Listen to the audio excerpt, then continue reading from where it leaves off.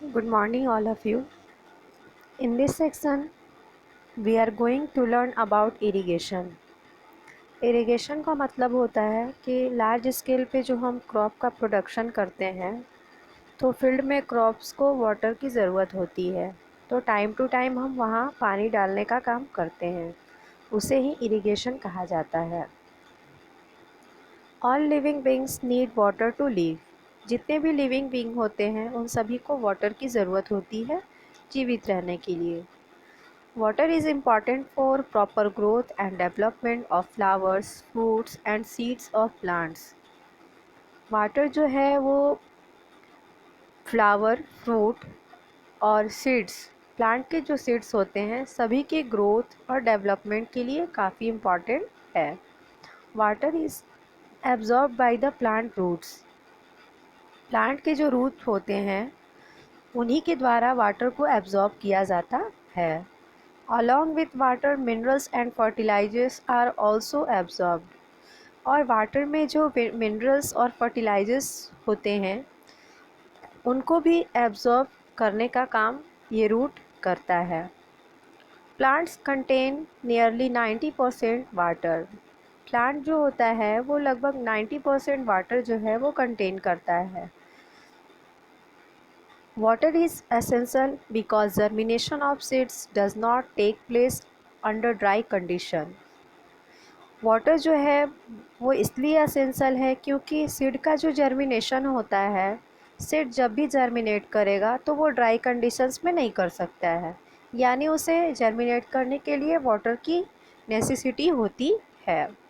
Nutrients dissolve in water get transported to each part of the plant. जो भी nutrient water में dissolve होते हैं, वाटर में डिज़ोल्व होने के बाद वो प्लांट के अदर पार्ट में ट्रांसपोर्ट किए जाते हैं, मतलब पूरे प्लांट के हर पार्ट में चले जाते हैं। Water also protects the crop from the both Frost and hot air currents. Water जो होता है वो प्लांट को और कैसे प्रोटेक्ट करता है, तो बहुत ज़्यादा गर्मी में गर्म हवाओं से या फिर उसे सूखने से बचाता है, और बहुत ज़्यादा जब ठंडक होती है तो उस टाइम भी उसे प्रोटेक्ट करता है। To maintain the moisture of the soil for healthy crop growth, fields have to be watered regularly. Soil में वाटर के मॉइस्चर को मेंटेन करने के लिए और क्रॉप के हेल्दी ग्रोथ के लिए फील्ड को रेगुलरली वाटर्ड करना, यानी फील्ड में कंटिन्यू पानी को डालना जो है वो बहुत ज़्यादा ज़रूरी है। The supply of water to crops at different intervals is called irrigation. तो यहाँ से आपका डेफिनेशन आता है इरिगेशन का कि जो वाटर का हम सप्लाई करते हैं क्रॉप्स में डिफरेंट इंटरवल्स, मतलब एक निश्चित समय के बाद जो पानी को हम डालने का काम करते हैं क्रॉप्स में, उससे ही हम इरिगेशन कहते हैं। The time and frequency of irrigation varies from crop to crop, soil to soil and season to season.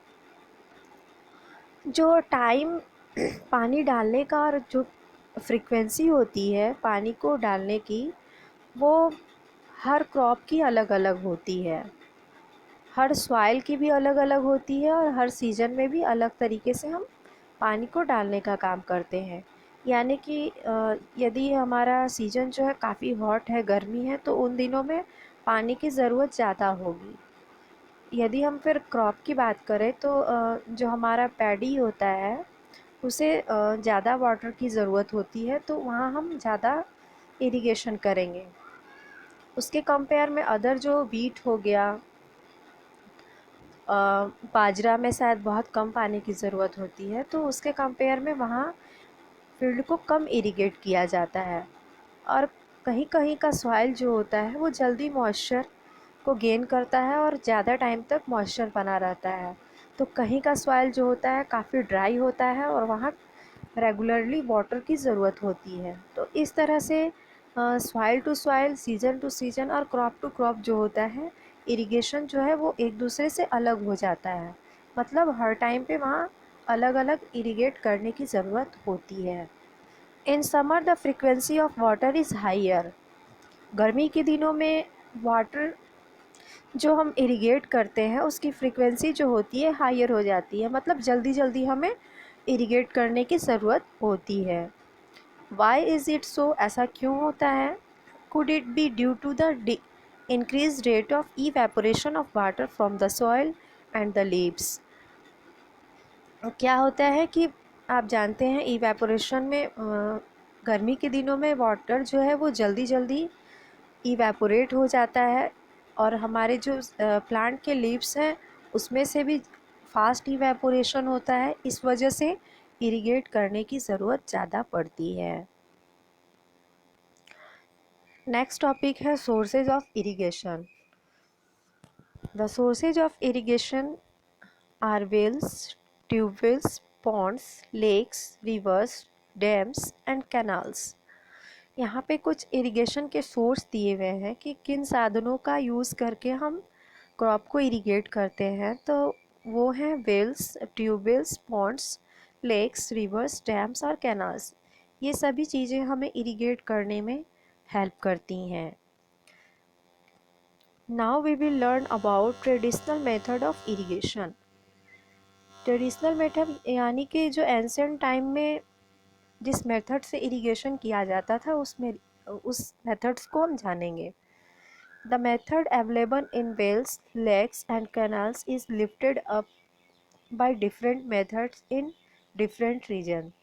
और ये जो इरिगेशन के सोर्स दिए हुए हैं उनसे कैसे वाटर को लिफ्ट किया जाता था, कैसे निकाला जाता था, उन सारे मेथड्स को हम पढ़ेंगे। और हर रीजन में अलग अलग तरीके से इसका यूज़ किया जाता था for taking it to the fields, ताकि फिर बाद में वाटर को फील्ड में भेजा जा सके। कैटल और human labour is used in these methods. इस तरह के मेथड को यूज़ में लाने के लिए कैटल यानी कि एनिमल्स जो जानवर होते हैं, और ह्यूमन लेबर यानी कि जो मज़दूर होते हैं, इंसान का भी इसमें यूज़ किया जाता था। So this methods are cheaper but less efficient. लेकिन ये जो मेथड होता था वो काफ़ी सस्ता तो होता था, लेकिन एफिशिएंट होता था, मतलब बहुत ज़्यादा इससे फ़ायदा तो नहीं मिल पाता था। मेहनत ज़्यादा लगती थी लेकिन उसका रिज़ल्ट कम मिलता था। The various traditional ways are. तो हम एक एक करके ट्रेडिशनल जो वेज थे हमारे इरिगेशन को उसको हम जानेंगे। फर्स्ट है मोस्ट मोट या फिर पुली सिस्टम। यहाँ पे फर्स्ट हम लोग को पढ़ना है मोट, जिसे हम पुली सिस्टम भी कहते हैं।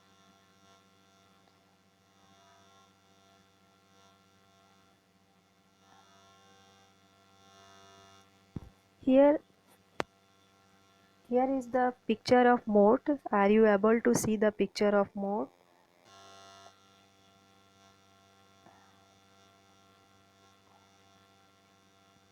Now we are going to learn about how this moat is work.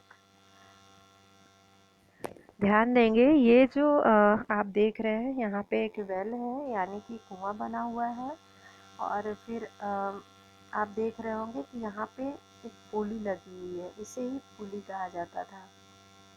और इस पुली के थ्रू आप देख रहे होंगे कि पाइप लगा हुआ है ये, और यहाँ पे एक कंटेनर या फिर बाल्टी लिए हुए एक इंसान खड़ा है। तो ये वर्क कैसे करता था? तो इस पाइप के हेल्प से ये पुली जो है घूमती थी, और इस कंटेनर में वाटर को फिल किया जाता था यानी कि भरा जाता था, और फिर पानी जो है कंटेनर में आता, और यहाँ पे एक रास्ता बना होता था, और इन रास्तों से वो जो इंसान होता था कंटेनर से पानी को गिराता था इस तरीके से, और वो बहता हुआ इस रास्ते से सभी फील्ड्स में जाकर मेढ़ों के बीच जाता था, और इस तरह से वाटर को इरिगेट करता था। तो ये था हमारा मोट यानी कि पुली सिस्टम। नेक्स्ट है हमारा चेन पम्प। तो चेन पम्प के बारे में यहाँ दिया हुआ है, पिक्चर को आप देख रहे होंगे। चेन पंप में भी कुछ ऐसा ही होता था, लेकिन यहाँ जो है आपका एक पुली यहाँ भी बनी होती थी, ठीक है, और यहाँ एक कंटेनर लगा होता था, यानी कि एक बाल्टी लगी होती थी, और यहाँ पे फिर एक पाइप लगा होता था जिसके थ्रू जो है कुएं के अंदर से पानी आता था, और ये चेन जो है घूमती थी, और ये पुली जब घूमती थी तो आपका जो ये कंटेनर है वो वाटर इसमें भर जाता था, और चेन जैसे ही घूमता था तो ये पानी जो है आपका नीचे गिरकर एक ट्रे से होता हुआ और फील्ड्स में जाने का काम करता था, और इस तरह से फील्ड में खेतों में जाकर इरिगेट करता था। नेक्स्ट है हमारा ढेकली। तो ढेकली के बारे में भी यहाँ पे एक पिक्चर दिया हुआ है, आप सभी देख रहे होंगे। इसमें क्या होता था कि इसमें होता ये था कि आप देख रहे होंगे यहाँ पे एक वेल बना हुआ है, यानी कि कुआं बना हुआ है, और फिर यहाँ पे एक साइड में वन एंड पे कंटेनर लगा हुआ है, यानी कि बाल्टी लगी हुई है, और इसके लास्ट एंड पे एक वेट रखा जाता था, यानी कि कोई भारी चीज़ रख दी जाती थी।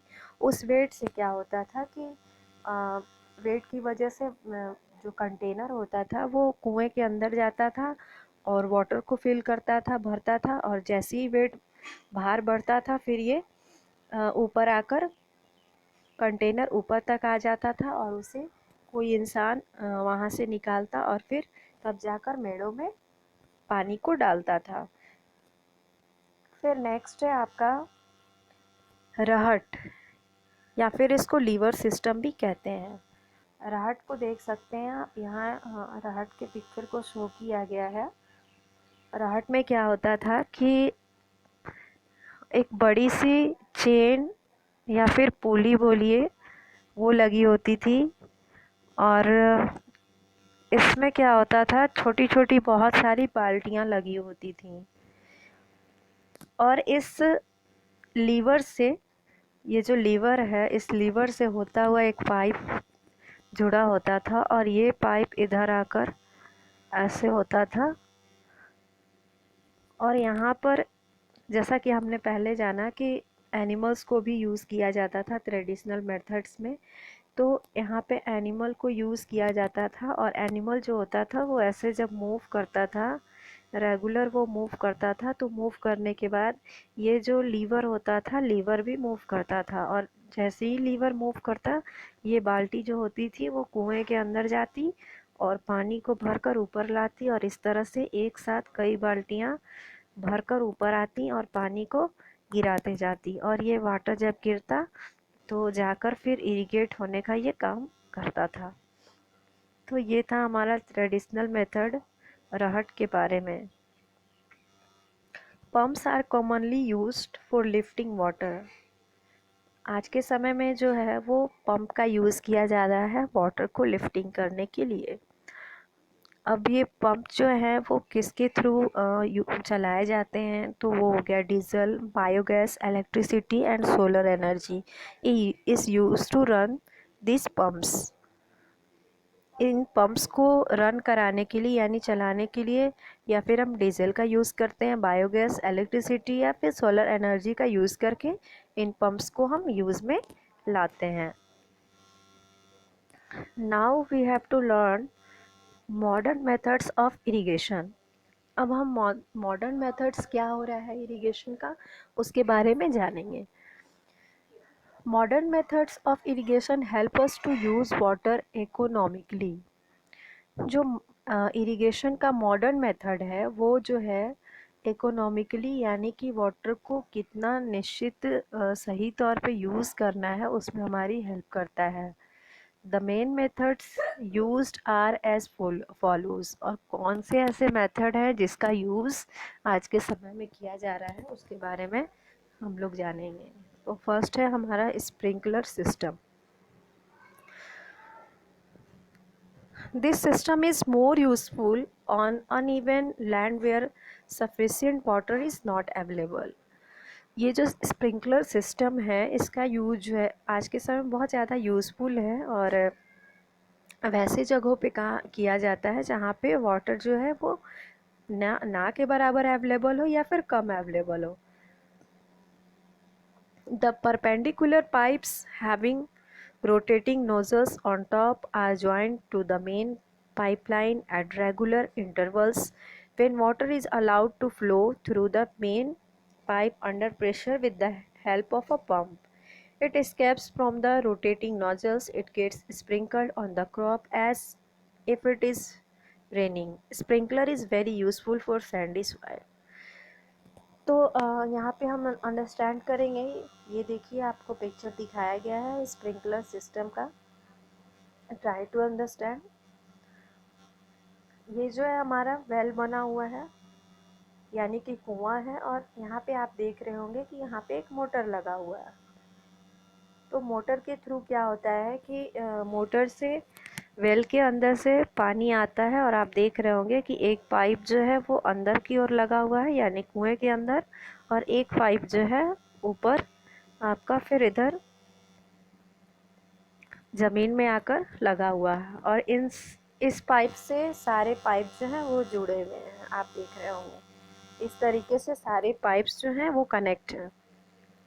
तो होता क्या है कि जैसे ही मोटर को ऑन किया जाता है तो वाटर जो है वो पाइप के थ्रू होता हुआ सभी पाइप्स में जो कनेक्ट हुआ है कनेक्शन से हर रो में जाता है।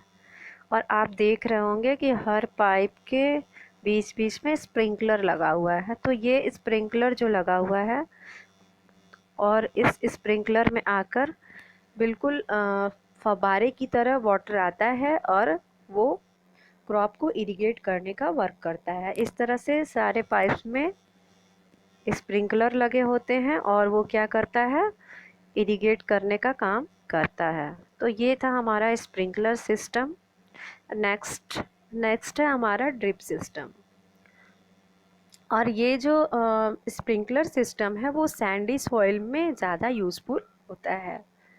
In this system the water falls drop by drop. Drip का मतलब ही क्या होता है, ड्रॉप बाय ड्रॉप, यानी बूंद बूंद करके। इस सिस्टम में क्या होता है कि वाटर जो फॉल होता है यानी जो पानी गिरता है वो ड्रॉप बाय ड्रॉप करके गिरता है just at the position of the roots. और वो वाटर जो है कहाँ गिरता है, तो बिल्कुल रूट के पास, जो प्लांट का रूट होता है वहीं पे उसका पोजीशन बना होता है, वहीं पर वाटर जो है ड्रॉप बाय ड्रॉप करके गिरता है। So it is called drip system. इसलिए इसे क्या बोलते हैं हम सभी, तो ड्रिप सिस्टम बोलते हैं। It is the best technique for watering fruit plants gardens and trees. ये जो एक है काफ़ी बेस्ट टेक्निक है वाटरिंग करने की, इरिगेट करने की, फ्रूट प्लांट्स यानी फ्रूट वाले प्लांट्स को गार्डन्स में, और गार्डन्स में जो हमारे पेड़ लगे होते हैं उन सभी में। The system provides water to plants drop the system provides water to plants drop by drop. ये जो सिस्टम होता है वो वाटर को कैसे देता है, तो ड्रॉप बाय ड्रॉप करके देता है। जैसा कि as you are seeing the picture 1.5 drip system. Water is not wasted at all. It is a boon in regions where availability of water is poor. तो आप ड्रॉप के नाम से ही समझ गए होंगे कि जहाँ वाटर की बहुत ज़्यादा कंडीशन ख़राब होती है, बहुत ज़्यादा पुअर होती है, जहाँ पानी बिल्कुल ही कम होता है, वैसे रीजन में इस सिस्टम का यूज़ किया जाता है। Here is shown the picture of drip system. So let's try to understand. ये जो हमारा वेल है यानी कुआं बना हुआ है, और सेम उसी तरह से जैसा कि स्प्रिंकलर में देखा था हमने, यहाँ भी एक मोटर बना हुआ है। और ये मोटर जो होता है, एक मोटर का जो पाइप है वो कुएं के अंदर है, जो कि वाटर को ऊपर लाने का वर्क करता है, और एक और पाइप जो लगा हुआ है वो हमारे खेतों में और दूसरे पाइप से जाकर कनेक्ट हुआ है। और जो ये कनेक्ट हुआ है, डिफरेंट पाइप्स यहाँ लगे हुए हैं, उसके बीच बीच में आप देख रहे होंगे कि ड्रिप यानी कि छोटे छोटे छेद बने होते हैं। और इन छेद में क्या होता है, वाटर यहाँ से आता है पाइप के थ्रू और सारे पाइप्स में जाता है और सभी छेदों में जाकर बिल्कुल प्लांट के रूट में जाकर इरिगेट करता है। तो ये हमारा ड्रिप सिस्टम। तो ये हमारे कुछ मॉडर्न मेथड्स थे इरिगेशन के। ठीक है, नेक्स्ट जो है आपका वो now it's your homework time. You will write the definition of irrigation, sources of irrigation. Means first question is what is irrigation, second question sources of irrigation, and third question you will write about sprinkler system, drip system, and last question you will write a paragraph on irrigation. Okay, thanks. In next video we will learn about protecting from weeds. Thank you.